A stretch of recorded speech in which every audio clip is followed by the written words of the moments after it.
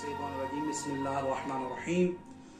قال الرسول صلی اللہ علیہ وآلہ وسلم الدنیا سجن المؤمن وجنت الکافر۔ سید الانبیاء جد الحسنین ارشاد فرماتے ہیں کہ دنیا مومن کے لیے ایک قید ہے اور کافر کے لیے جنت ہے۔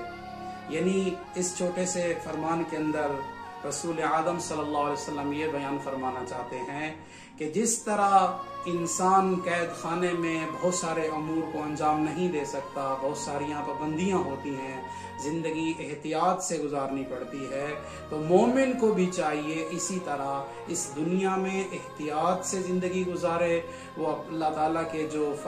اطاعت ہے ان کو بجا لائے اور جن باتوں سے اللہ نے منع کیا ہے ان سے رک جائے۔ لہذا معصوم فرماتے ہیں جب انسان اپنی اس دنیا کو